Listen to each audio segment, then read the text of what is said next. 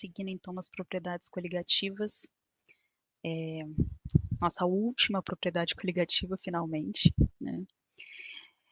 A gente vai falar sobre osmometria, né? Vai falar sobre osmose, que com certeza vocês já estudaram em biologia e sabem muito melhor do que eu como isso funciona, né? Bom, a osmose está presente no nosso dia a dia em diversas situações, né? No sangue, como vocês estudam em biologia, né? Nas células, que eu nem faço muita ideia, porque biologia é muito difícil, mas a gente tem alguns outros exemplos de como a osmose acontece, né? Mesmo a gente sem perceber.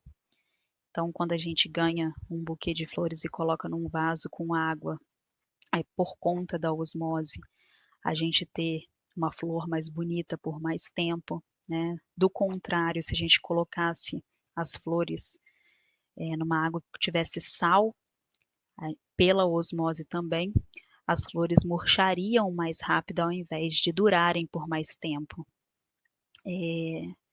Aquário, né? Quem tem aquário aí sabe que é bem importante ter uma dosagem certinha na água se você for criar um peixe de água salgada, né? Não sei nem se isso é possível, mas saindo do aquário, então, do exemplo do aquário passando para o peixe de água salgada para peixe de rio, de água doce, né? Se você pega um peixe de água salgada e joga no rio, ele vai morrer, e vice-versa, por conta da osmose também, que vai acontecer. Muito utilizada até hoje, antigamente mais, mas até hoje utilizada para conservar alimentos por mais tempo, né? Então a gente tem a carne seca, que ela é salgada justamente para conseguir durar por mais tempo. Frutas em calda, frutas secas, né? Também eram feitas com esse intuito. E o próprio soro caseiro, né? Que a gente toma quando está passando mal. Uma medida de sal para 2 medidas de açúcar e água, também para repor esses eletrólitos que a gente perde quando está passando mal e manter a osmose certinha no nosso organismo. Bom, vamos lá. Primeira coisa, a osmometria é a propriedade coligativa que estuda o aumento da pressão osmótica quando se adiciona um soluto não volátil a um solvente. Então, esse solvente puro, ele tem uma determinada pressão osmótica. Se a gente adiciona um soluto não volátil a esse líquido, a água, por exemplo, a pressão osmótica tende a aumentar. É isso que se trata, disso que se trata a osmometria. A gente viu isso lá no macetezinho do você. Pressão osmótica é aquela pressão que vai ser exercida sobre a solução para impedir a osmose, né? Para impedir a diluição da solução. A gente sabe que na osmose a gente vai ter 2 meios, né? Um hipotônico e um hipertônico. E a gente tem sempre a tendência do solvente fluir, passar através de uma membrana semipermeável do meio hipo para o meio hiper, fazendo com que a concentração do hiper diminua e, consequentemente, as duas concentrações se igualem. A pressão osmótica é aquela que vai tentar resistir a essa passagem do solvente, vai tentar resistir à modificação da concentração da nossa solução.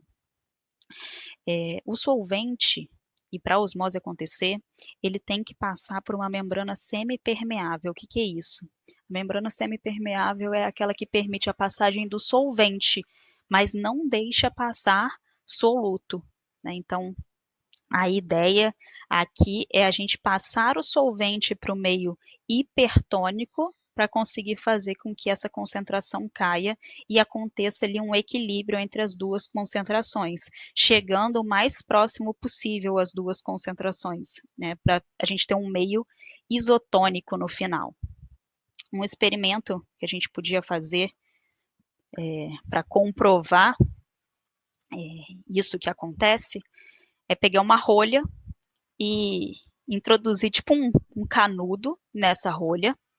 No lugar da membrana semipermeável, a gente vai usar um saquinho de papel, que também tem mais ou menos essa função, né, de forma mais rústica, mas consegue fazer o mesmo papel. Vai colocar dentro desse saquinho, onde a gente acoplou a rolha e o canudo, uma solução concentrada de água, feita de água e açúcar. Nesse experimento, a gente colocaria também um corantezinho caseiro, né, só para a gente conseguir enxergar melhor a distância, né, que a gente ia ter ali o deslocamento da água. E a gente mergulha isso dentro de um recipiente com água pura. Então, dentro do saco de papel, a gente tem uma solução concentrada de água e açúcar. E a gente colocou ali uma quantidade que a gente consegue perceber a marcação dela. Não sei se vai dar para vocês verem aqui pelo cursor. A gente colocou uma quantidade de água com açúcar numa marcação acima assim do canudinho que a gente consegue perceber. E a gente vai mergulhar o saquinho num recipiente com água e com o passar do tempo, o que a gente vai ver acontecendo? A gente vê a água subindo. Olha onde que a água termina aqui dentro do canudo. Olha o tanto que ela aumentou, né? Por que isso acontece, gente? Eu tenho água pura, que é um meio hipotônico, e eu tenho a água com açúcar lá dentro, uma solução concentrada, que é um meio hipertônico. A tendência vai ser o solvente que está puro tentar passar pela membrana semipermeável e entrar na solução que está concentrada a fim de diminuir aquela concentração. Então, a gente tem a água saindo do recipiente e entrando no saquinho. Por isso a gente vê a água aumentando. Como que vai acontecer, então, isso propriamente dito, né? A gente vai ter um recipiente separado em duas regiões pela membrana semipermeável. A gente tem, de um lado, um meio hipotônico, que é onde a gente tem menos partículas dissolvidas, ou seja, é um lado mais diluído, menos concentrado. E do outro lado da membrana, a gente tem um meio hipertônico, que é onde a gente tem a água mais concentrada, a água não, né? A solução aquosa mais concentrada. A gente claramente consegue ver isso pela quantidade maior de partículas dissolvidas. E inicialmente a quantidade de água está igual nas duas, dá para ver aqui a marcação, ó. A membrana semipermeável, ela consegue deixar passar o solvente e consegue reter o soluto.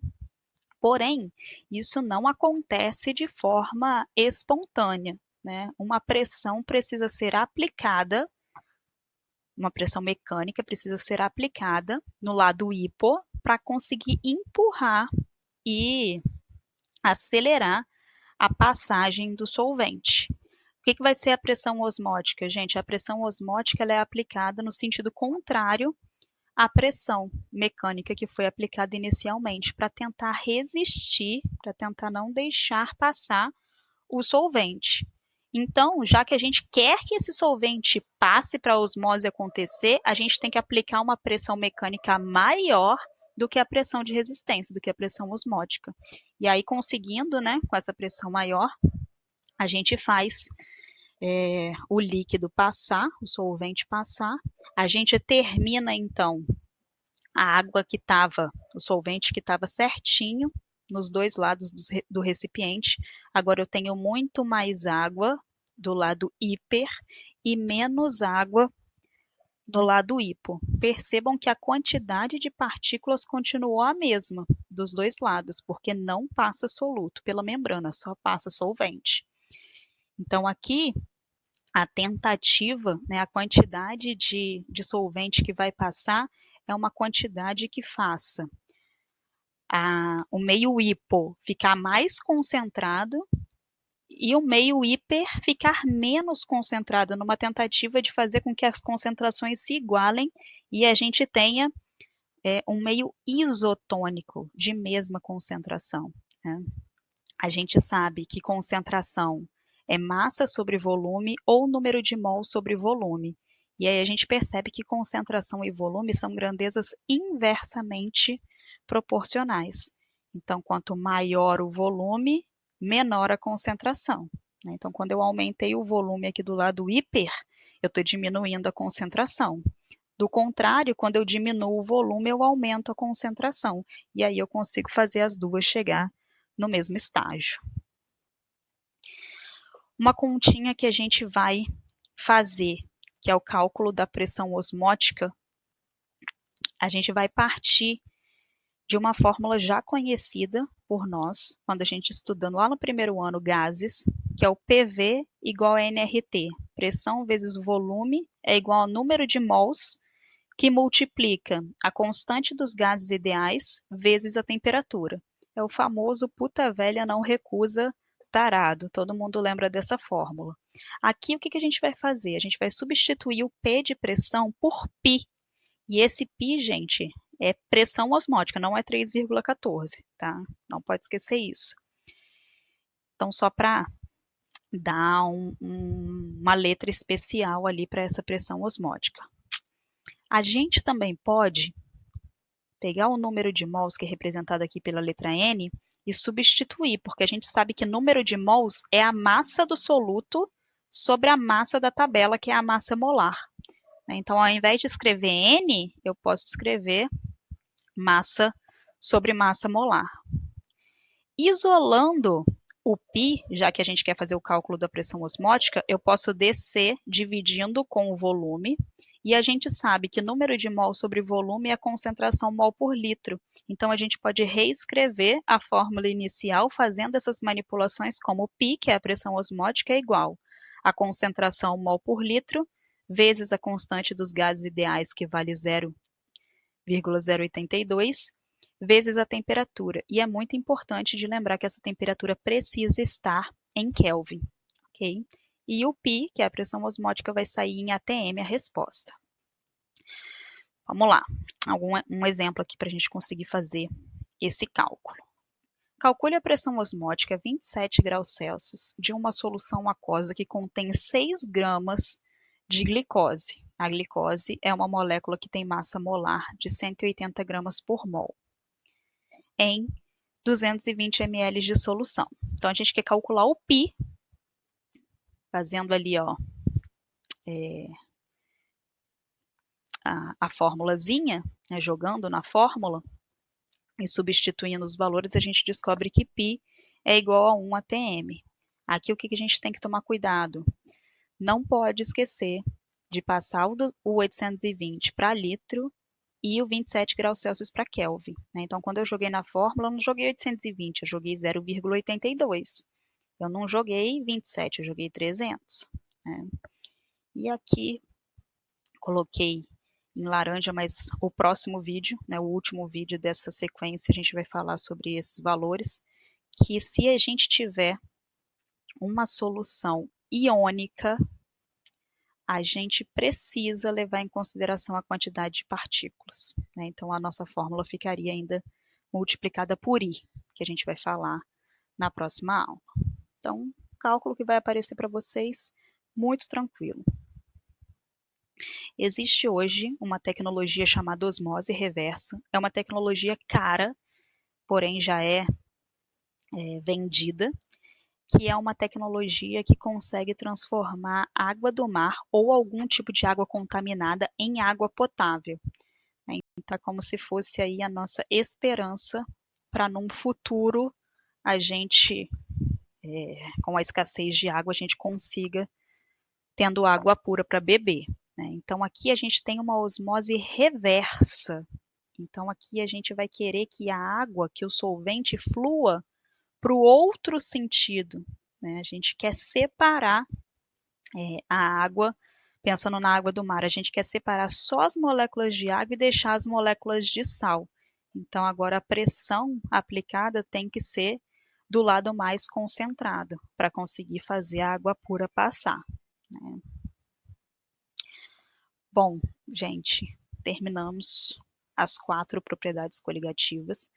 É muita teoria, é muita explicaçãozinha, muito conceito, mas faz sentido, né?